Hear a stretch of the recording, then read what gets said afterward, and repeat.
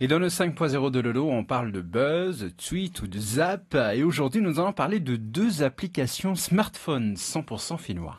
Voilà, vous pouvez les avoir immédiatement sur votre smartphone. Ce sont deux applications gratuites qui ont été faites localement. Alors dans ce domaine, un petit récapitulatif, on avait l'application Vedette qui avait été créée par Wilfred Johnston à Pétaï, dont on a souvent parlé sur Polynésie Première, qui donnait la géolocalisation des bus de Tahiti grâce aux renseignements que donnent les utilisateurs, ce qui permet par exemple à quelqu'un qui attend un bus à Fa venant de Paia de savoir combien de temps il aura à attendre. Aujourd'hui, donc, on parle de deux applications créées par l'association Tahiti Sphere qui sont donc gratuites.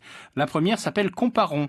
Comparon, ça porte bien son nom. Vous faites vos courses, vous êtes dans un supermarché, vous repérez par exemple un paquet de lessive, vous consultez alors l'application qui vous informe si le même paquet de lessive est plus cher ou moins cher dans un magasin voisin. Évidemment, ça ne s'arrête pas là puisque vous pouvez vous-même renseigner l'application et mettre le prix que vous venez de constater. Et plus cette interactivité va jouer, plus l'application sera fiable. Et c'est très utile car, vous le savez, si vous faites les courses, évidemment, les prix sont souvent très variables d'un point de vente à l'autre. L'autre application s'appelle GTIP, acronyme de Garde ton île propre.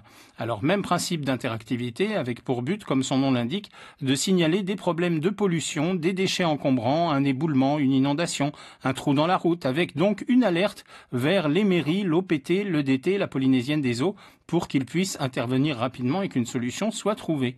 Donc deux applications gratuites et pratiques, 100% locales, je le répète. Et puis pour en savoir plus, eh bien sachez que les concepteurs des applications seront avec Pascal demain matin dans C'est que du bonheur de 8h à 11h.